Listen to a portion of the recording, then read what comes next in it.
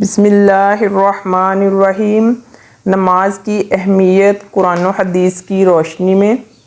ایمان کے بعد اسلام کا اہم ترین رکن نماز ہے۔ قرآن کریم اور احادیث شریفہ میں نماز کے فضائل اور اس کی اہمیت کو کثرت سے بیان کیا گیا ہے۔ نماز کو قائم کرنے پر بڑے بڑے وعدے اور نماز کو ضائع کرنے پر سخت وعیدیں وارد ہوئی ہیں۔ نبی کریم صلی اللہ علیہ وسلم 5 فرض نمازوں کے ساتھ ساتھ نماز تہجد، نماز اشراق، نماز چاشت، تحیۃ الوضو اور تحیۃ المسجد کا بھی اہتمام کرتے تھے، اور پھر خاص مواقع پر اپنے رب کے حضور توبہ استغفار کے لیے نماز ہی کو ذریعہ بناتے تھے۔ سورج گرہن یا چاند گرہن ہوتا تو آپ صلی اللہ علیہ وسلم مسجد تشریف لے جاتے۔ زلزلہ، آندھی یا طوفان، حتیٰ کہ تیز ہوا بھی چلتی تو مسجد جا کر نماز میں مشغول ہو جاتے۔ فاقہ کی نوبت آتی یا کوئی دوسری پریشانی یا تکلیف پہنچتی تو مسجد تشریف لے جاتے۔ جب سفر سے آپ صلی اللہ علیہ وسلم کی واپسی ہوتی تو پہلے مسجد تشریف لے جا کر نماز ادا کرتے۔ اس لیے ہمیں بھی چاہیے کہ نماز کا خاص اہتمام کریں۔ ذیل میں نماز کی فضیلت اور اہمیت اور اس کے منافع سے متعلق کچھ آیات کریمہ اور احادیث نبویہ ذکر کی جا رہی ہیں۔ نماز کے فضائل آیات قرآنیہ کی روشنی میں: اے ایمان والو، صبر اور نماز کے ذریعے مدد چاہو، بے شک اللہ تعالیٰ صبر کرنے والوں کے ساتھ ہے۔ جو کتاب آپ پر وحی کی گئی ہے اسے پڑھیے اور نماز قائم کیجیے، یقیناً نماز بے حیائی اور برائی سے روکتی ہے۔ اللہ تعالیٰ نے فرما دیا کہ میں تمہارے ساتھ ہوں اگر تم نماز قائم رکھو گے اور زکوٰۃ دیتے رہو گے، اور اگر کوئی پریشانی یا مصیبت آئے تو نمازوں کی ادائیگی اور صبر کے ذریعے ہی اللہ تعالیٰ سے مدد مانگیں۔ یہ چیز شاق و بحری ہے مگر اللہ تعالیٰ سے ڈرنے والوں کے لیے مشکل نہیں۔ یقیناً ان ایمان والوں نے فلاح پائی جو اپنی نماز میں خشوع کرتے ہیں اور جو اپنی نمازوں کی خبر رکھتے ہیں، یہی وہ وارث ہیں جو جنت الفردوس کے وارث ہوں گے، جہاں وہ ہمیشہ رہیں گے۔ حقیقت یہ ہے کہ انسان بہت کم حوصلہ پیدا کیا گیا ہے۔ جب اسے تکلیف پہنچتی ہے تو خوب گھبراہٹ ظاہر کرتا ہے، اور جب اس کے پاس خوشحالی آتی ہے تو بہت بخیل بن جاتا ہے۔ مگر وہ نمازی ایسے نہیں ہیں جو اپنی نماز کی ہمیشہ پابندی کرتے ہیں اور جو اپنی نماز کی پوری حفاظت کرنے والے ہیں، یہی لوگ جنتوں میں عزت والے ہوں گے۔ نماز کی پوری حفاظت سے مراد اس کے تمام آداب کی رعایت ہے۔ مسلمانوں کے انہی جیسے اوصاف سورہ مومنون کی ابتدائی آیات میں بھی گزرے ہیں۔ نماز کی اہمیت احادیث کی روشنی میں: حضرت ابو ہریرہ رضی اللہ تعالیٰ عنہ سے روایت ہے کہ رسول اللہ صلی اللہ علیہ وسلم نے ارشاد فرمایا، قیامت کے دن آدمی کے اعمال میں سب سے پہلے فرض نماز کا حساب لیا جائے گا۔ اگر نماز درست ہوئی تو وہ کامیاب و کامران ہوگا، اور اگر نماز درست نہ ہوئی تو وہ ناکام اور خسارہ میں ہوگا۔ حضرت عبداللہ بن مسعود رضی اللہ تعالیٰ عنہ فرماتے ہیں کہ میں نے رسول اللہ صلی اللہ علیہ وسلم سے دریافت کیا کہ اللہ کو کون سا عمل زیادہ محبوب ہے؟ آپ صلی اللہ علیہ وسلم نے ارشاد فرمایا، نماز کو اس کے وقت پر ادا کرنا۔ میں نے کہا اس کے بعد کون سا عمل اللہ کو زیادہ پسند ہے؟ رسول اللہ صلی اللہ علیہ وسلم نے فرمایا، والدین کی فرما برداری کرنا۔ میں نے کہا اس کے بعد کون سا عمل اللہ کو زیادہ محبوب ہے؟ تو آپ صلی اللہ علیہ وسلم نے فرمایا، اللہ کے راستہ میں جہاد کرنا۔ حضرت ابو ہریرہ رضی اللہ تعالیٰ عنہ سے روایت ہے کہ رسول اللہ صلی اللہ علیہ وسلم نے فرمایا، اگر تمہارے گھر کے سامنے کوئی نہر بہتی ہو تو تم میں سے کوئی ہر روز 5 بار اس میں غسل کرے تو کیا اس کے بدن پر کوئی میل کچیل باقی بچے گا؟ صحابہ رضوان اللہ علیہ نے عرض کی، نہیں، اس کے بدن پر کوئی میل نہیں ہوگی۔ آپ صلی اللہ علیہ وسلم نے فرمایا، یہی مثال 5 نمازوں کی ہے، اللہ تعالیٰ ان کے ذریعے گناہوں کو مٹا دیتے ہیں۔ حضرت انس سے روایت ہے، رسول اللہ صلی اللہ علیہ وسلم نے ارشاد فرمایا، جو شخص مسلسل 40 روز تک تکبیر اولیٰ کے ساتھ نماز پڑھتا رہا تو اللہ تعالیٰ اس کے لیے 2 آزادیاں لکھ دیتا ہے، ایک جہنم سے آزادی اور دوسری منافقت سے آزادی۔ حضرت ابو مالک اشعری سے روایت ہے، رسول اللہ صلی اللہ علیہ وسلم نے ارشاد فرمایا، نماز نور ہے، صدقہ دلیل ہے، صبر کرنا روشنی ہے، اور قرآن تمہارے حق میں دلیل ہے یا تمہارے خلاف دلیل ہے، یعنی اگر اس کی تلاوت کی تو اس پر عمل کیا تو یہ تمہاری نجات کا ذریعہ ہوگا، ورنہ تمہاری پکڑ کا ذریعہ ہوگا۔ حضرت ابو ہریرہ سے روایت ہے، رسول اللہ صلی اللہ علیہ وسلم نے ارشاد فرمایا، 7 قسم کے آدمی ہیں جن کو اللہ تعالیٰ اپنی رحمت کے سایہ میں ایسے دن جگہ عطا فرمائے گا جس دن اس کے سایہ کے سوا کوئی سایہ نہ ہوگا۔ ان 7 لوگوں میں سے ایک وہ شخص بھی ہے جس کا دل مسجد سے اٹکا ہوا ہو، یعنی وقت پر نماز ادا کرتا ہو۔ حضرت معاذ بن جبل رضی اللہ تعالیٰ عنہ فرماتے ہیں کہ میں نے ایک سفر میں نبی کریم صلی اللہ علیہ وسلم کے ساتھ تھا۔ ایک دن میں نے آپ کے قریب تھا، ہم سب چل رہے تھے۔ میں نے کہا، اے اللہ کے پیغمبر، آپ مجھے ایسا عمل بتا دیجئے جس کی بدولت میں جنت میں داخل ہو جاؤں اور جہنم سے دور ہو جاؤں۔ آپ صلی اللہ علیہ وسلم نے فرمایا، تم نے بڑی بات پوچھی ہے، لیکن اللہ جس کے لیے آسان کر دے اس کے لیے آسان ہے۔ اللہ کی عبادت کرو، اس کے ساتھ کسی کو شریک نہ کرو، نماز قائم کرو، زکوٰۃ دو، رمضان کے روزے رکھو اور اللہ کے گھر کا حج کرو۔ پھر آپ نے فرمایا کہ میں تمہیں اس معاملہ کی اصل، اس کا ستون اور اس کی عظمت نہ بتا دوں؟ میں نے کہا ضرور۔ آپ صلی اللہ علیہ وسلم نے فرمایا، معاملہ کی اصل اسلام ہے، اس کا ستون نماز ہے اور اس کی عظمت اللہ کی راہ میں جہاد ہے۔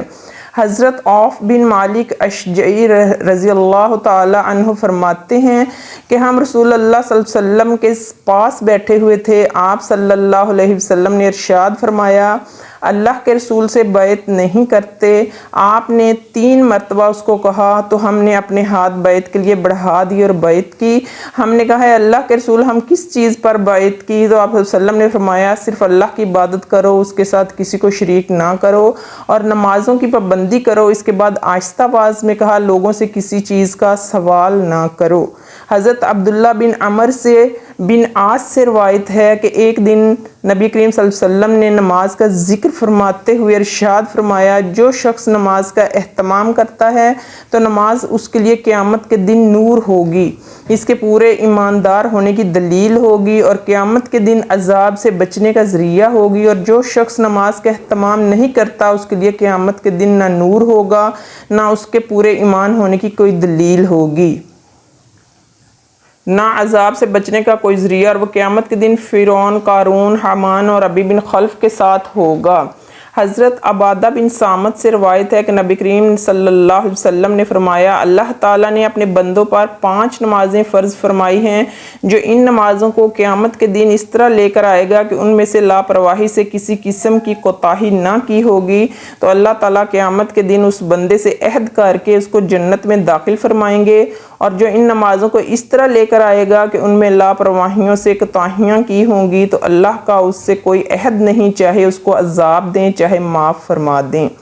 حضرت انس بن مالک رضی اللہ تعالی عنہ فرماتے ہیں کہ شب معراج میں نبی کریم صلی اللہ علیہ وسلم پر 50 نمازیں فرض ہوئیں، پھر کم ہوتے ہوتے 5 رہ گئیں۔ آخر میں اللہ تعالیٰ کی طرف سے اعلان کیا گیا، اے محمد، ہمارے ہاں بات بدلی نہیں جاتی، لہٰذا 5 نمازوں کے بدلے 50 ہی کا ثواب ملے گا۔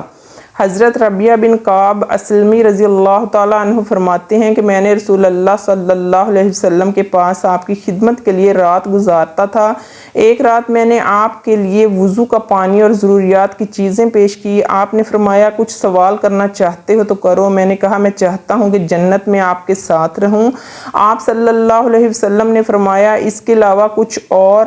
میں نے کہا، بس یہی۔ آپ صلی اللہ علیہ وسلم نے فرمایا کہ اپنی اس خواہش کی تکمیل کے لیے زیادہ سے زیادہ سجدے کر کے میری مدد کرو، یعنی نماز کے اہتمام سے یہ خواہش پوری ہوگی۔ اللہ کے وہ بندے خوش نصیب ہیں جو اس دنیاوی زندگی میں نمازوں کا اہتمام کر کے جنت الفردوس میں تمام نبیوں کے سردار حضرت محمد صلی اللہ علیہ وسلم کی مرافقت پائیں گے۔ حضرت عمر اپنے والد اور اپنے دادا سے اور حضرت عبداللہ بن عمر بن عاص رضی اللہ تعالیٰ عنہ سے روایت کرتے ہیں کہ رسول اللہ صلی اللہ علیہ وسلم نے ارشاد فرمایا، اپنے بچوں کو 7 سال کی عمر میں نماز کا حکم کرو، 10 سال کی عمر میں نماز نہ پڑھنے پر انہیں مارو، اور اس عمر میں علیحدہ علیحدہ بستروں پر سلاؤ۔ والدین کے لیے ضروری ہے کہ جب بچہ 7 سال کا ہو جائے تو اس کی نماز کی نگرانی کریں، 10 سال کی عمر میں نماز نہ پڑھنے پر پٹائی بھی کریں تاکہ بالغ ہونے سے پہلے نماز کا پابند ہو جائے، اور بالغ ہونے کے بعد اس کی ایک نماز بھی فوت نہ ہو، کیونکہ ایک وقت کی نماز جان بوجھ کر چھوڑنے پر احادیث میں سخت وعیدیں وارد ہوئی ہیں، بلکہ بعض علماء کی رائے کے مطابق وہ ملت اسلامیہ سے نکل جاتا ہے۔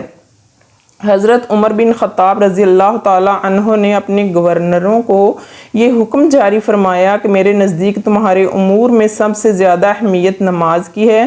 جس نے نمازوں کی پابندی کر کے اس کی حفاظت کی، اس نے پورے دین کی حفاظت کی، اور اس نے نماز کو ضائع کیا اور نماز کے علاوہ دین کے دیگر ارکان کو زیادہ ضائع کرنے والا ہوگا۔ حضرت عمر فاروق رضی اللہ تعالیٰ عنہ کے ارشاد سے واضح طور پر معلوم ہوا کہ جو شخص نماز میں کوتاہی کرتا ہے وہ یقیناً دین کے دوسرے کاموں میں بھی سستی کرنے والا ہوگا، اور جس نے وقت پر خشوع خضوع کے ساتھ نماز کا اہتمام کر لیا وہ پورے دین کی حفاظت کرنے والا ہوگا۔ حضرت معاذ بن جبل رضی اللہ تعالیٰ عنہ فرماتے ہیں کہ رسول اللہ صلی اللہ علیہ وسلم نے مجھے یمن بھیجا تو ارشاد فرمایا، تم ایسے لوگوں کے پاس جا رہے ہو جو اہل کتاب ہیں، لہٰذا سب سے پہلے ان کو اس بات کی دعوت دینا کہ اللہ کے سوا کوئی معبود نہیں اور میں اللہ کا رسول ہوں۔ جب اس بات کو مان لیں تو انہیں بتاؤ کہ اللہ تعالیٰ نے روزانہ 5 نمازیں ان پر یعنی کہ مسلمانوں پر فرض کی ہیں۔ حضرت حنظلہ سے روایت ہے، رسول اللہ صلی اللہ علیہ وسلم نے ارشاد فرمایا، جو شخص 5 نمازوں کی اس طرح پابندی کرے کہ وضو اور اوقات کا اہتمام کرے، رکوع اور سجدے اچھی طرح کرے، اس طرح نماز پڑھنے کو اللہ تعالیٰ کی طرف سے اپنی ذمہ داری ضروری سمجھے تو اس آدمی پر جنت واجب ہو جائے گی۔ حضرت ام سلمہ رضی اللہ تعالیٰ عنہ فرماتی ہیں کہ رسول اللہ صلی اللہ علیہ وسلم نے آخری وصیت یہ ارشاد فرمائی، نماز اپنے غلاموں اور ماتحت لوگوں کے بارے میں اللہ سے ڈرو، یعنی ان کے حقوق ادا کرو۔ جس وقت آپ نے یہ وصیت فرمائی آپ کی زبان مبارک سے پورے لفظ نہیں نکل رہے تھے۔ حضرت جابر بن عبداللہ سے روایت ہے، کہتے ہیں رسول اللہ صلی اللہ علیہ وسلم نے ارشاد فرمایا، جنت کی کنجی نماز ہے اور نماز کی کنجی وضو ہے۔